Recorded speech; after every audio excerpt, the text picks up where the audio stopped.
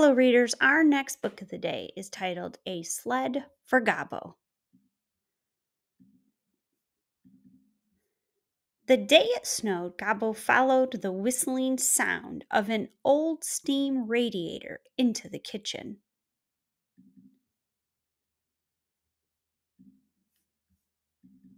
He stood on tiptoe and glimpsed a metal can, bobbing and bouncing in the water.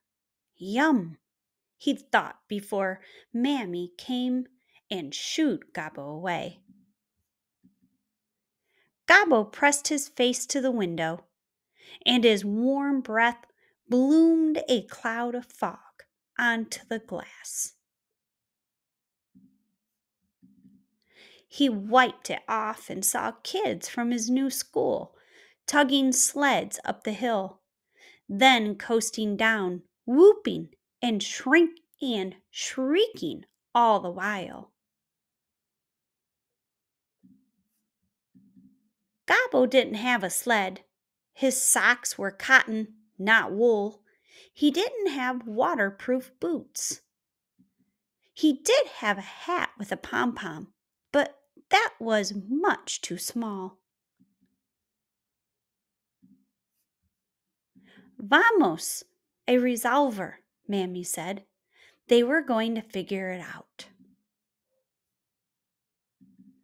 1 sock, 2 socks, 3 socks, 4. Gabo's feet were toasty warm. Pappy's hat slipped over his eyes, and Gabo rolled up the brim. Plastic bags are waterproof, so Mammy tied them to Gabo's sneakers.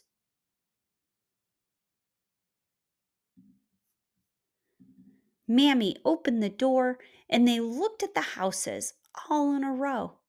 Against the slate gray sky, the colors popped.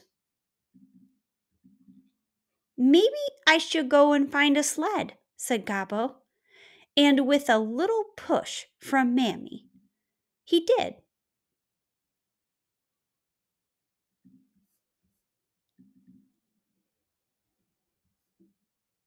Señor Ramos' dog Sancho barked joyfully to see Gabo at the door. Señor Ramos, do you have a sled? Gabo asked. I don't have a sled, Señor Ramos said, but I am making guava jam on toast for Isa, my granddaughter, who is coming to visit. Isa is just your age. Why don't you stay a while? No, gracias, said Gabo, who is much too shy for anyone just his age. Outside,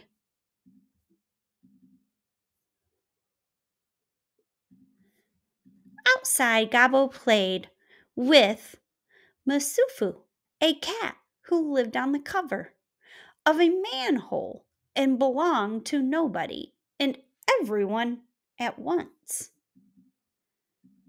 Musafu puffed his chest, and so did Gabo. Musafu shook out his coat, and so did Gabo, scattering icy snow.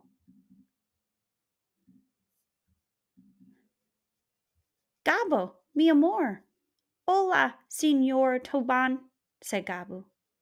What are you doing with Musafu instead of playing on the hill? I don't have a sled, Gabo explained.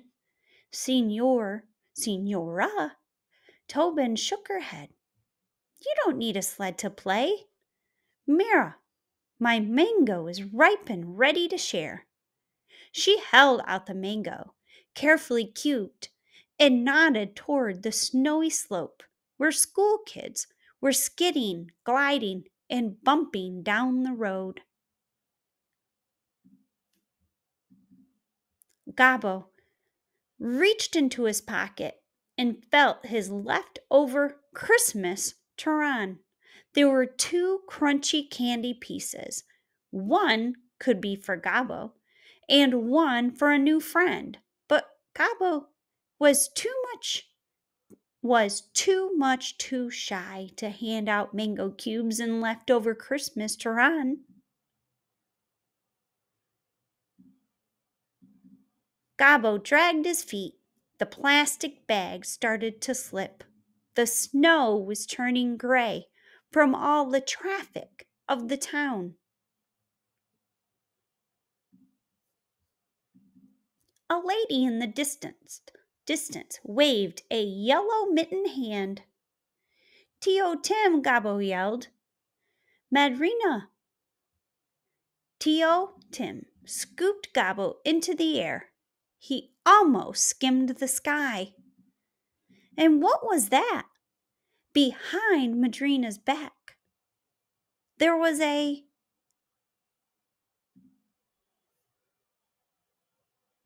Oh, said Gabo, feeling very small and very sad. The plastic tray was from the school cafeteria where Madrina worked. It was wrapped with a bow. But the plastic tray was not a sled. Sancho, yelled a girl who could only be Isa, Senor Ramos's granddaughter. Sancho bounded toward Gabo and leaped into his arms. Sancho was perfectly happy and Gabo forgot to be shy.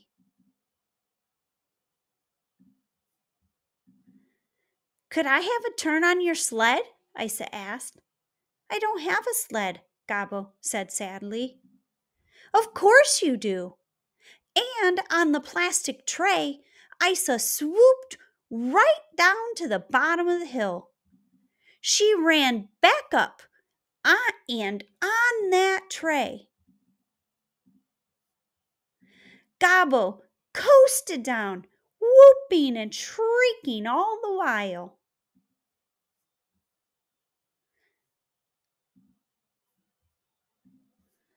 When the snowy day turned to icy dusk, and the sledding hill was empty, and the old steam radiator whistled, and the metal can sat on the counter to cool, Gabo handed out spoons, and Pappy turned the crank of the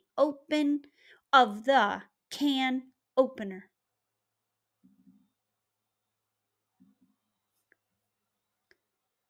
Dulce de leche, yelled Gabo and Isa at the exact same time, then dipped their spoons into the can. Gabo licked his lips and reached into his pocket, where there was one more treat that Gabo was not too shy to share.